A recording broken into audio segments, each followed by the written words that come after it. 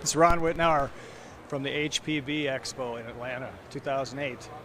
I'd like to tell you a little bit about our grill because we were surprised and pleased last night to be awarded with the winner for the Best New Product 2008 in the Charcoal Division for the HPBA.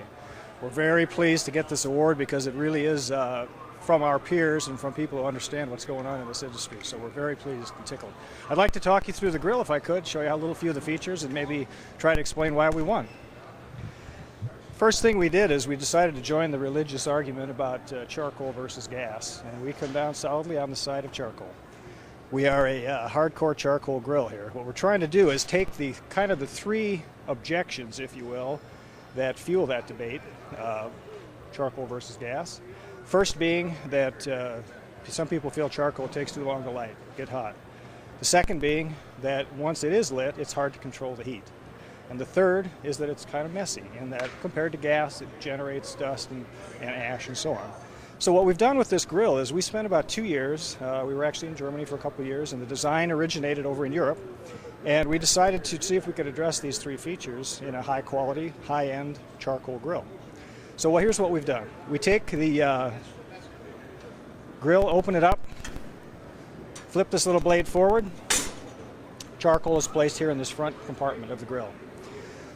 At that point, now you can load any kind of, you can put any size load that you want in here, depending on if you want to generate a lot of heat for pure grilling, if you're going to do sort of medium heat for barbecuing, or if you're going to do a low and slow, ribs, brisket, that kind of a long, low cook.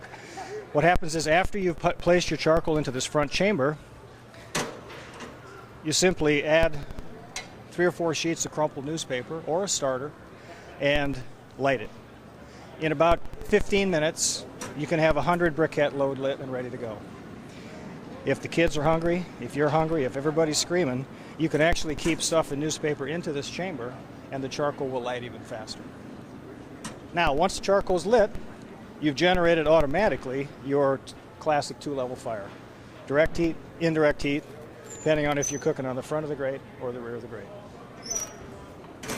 If that's not what is suitable for the task at hand, in other words, if you're grilling steaks, burgers, if you just want to get something done quick, there's a hook. You hook your spat under this point, flip the blade back, you spread those coals any way you want them. Now, heat up your grate, and you've got control.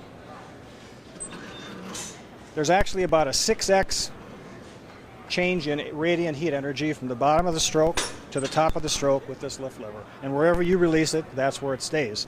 The lever is adjustable so you can get the tension that you like on there.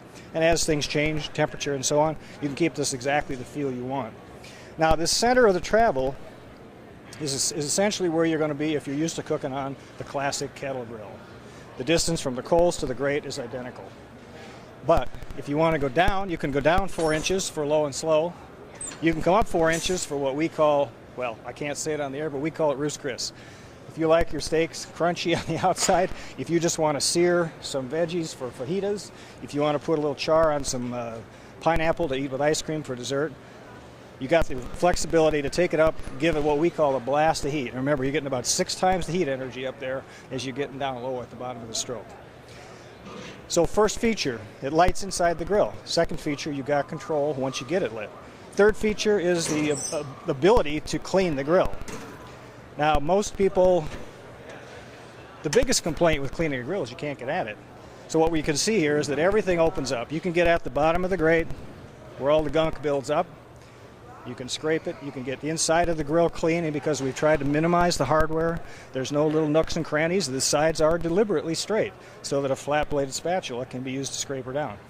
Everything falls down, scrape, scrape, scrape, and it all comes into a bottom ash pan, which again is stainless steel because ash is corrosive and will rot out the pan over time. Everything in the grill is made of 304 food grade stainless.